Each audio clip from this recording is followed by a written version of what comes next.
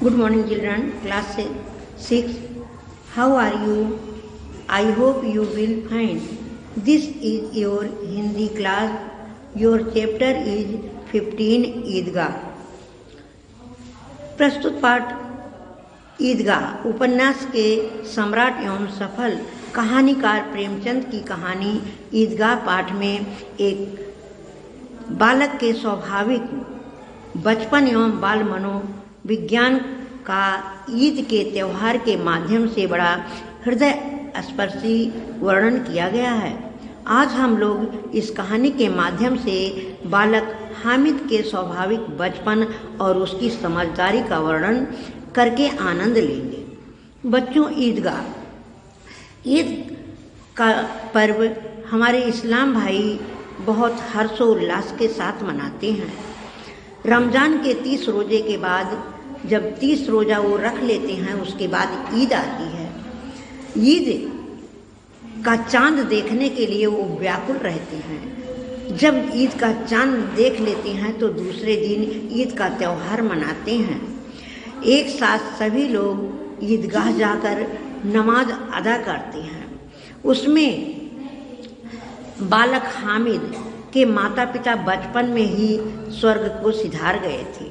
उसकी एक बूढ़ी दादी आमिना थी जो उस पोते को लेकर अपना जीवन यापन कर रही थी। किसी तरह से वो गांव के रजाई गद्दे दुलैया सी करके किसी तरह से पैसा जुटाती थी।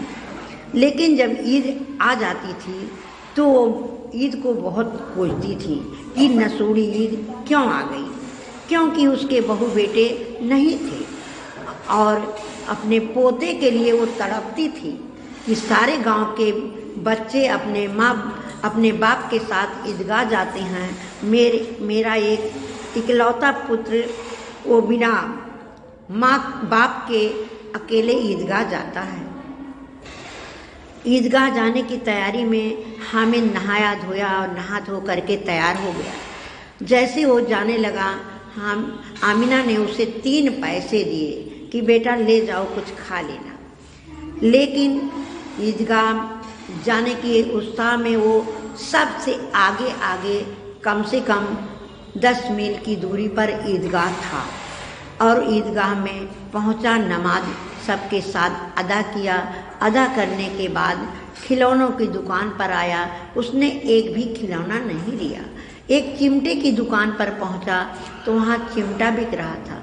दुकानदार से पूछा कि भाई ये चिमटा कितने का है? दुकानदार ने कहा 5 रुपये का, 5 पैसे का।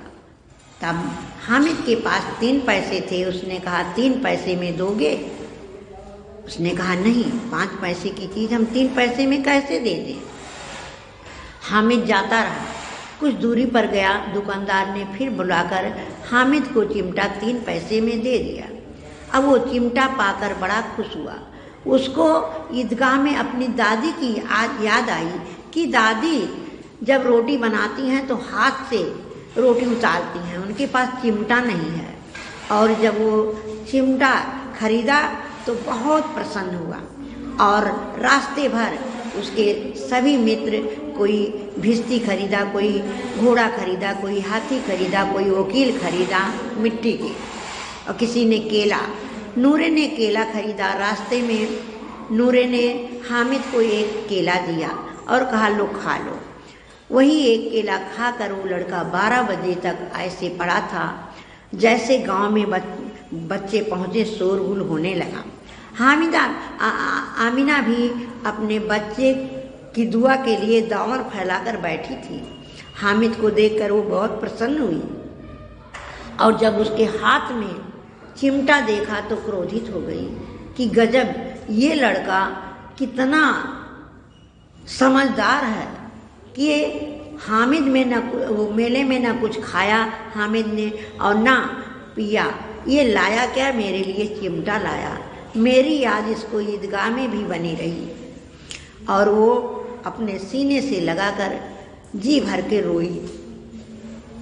हामिद ने कहा दादी आप क्यों रो रही हैं? मैं आपके लिए चिमटा लाया हूँ। आमिना ने कहा बेटा तुम 12 बज गए, भूखे प्यासे रह करके मेरे लिए चिमटे लाए। वो जो कुछ उसके पास था वो बना के रखी थी। दादी और पोता दोनों लोग खाकर खुशी हुए।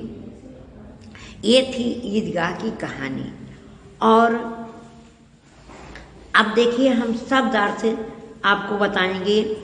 ईदगाह, ईदगाह वह स्थान होता है जहाँ पर ईद के दिन सभी इस्लाम भाई एकत्रित होकर नमाज अदा करते हैं।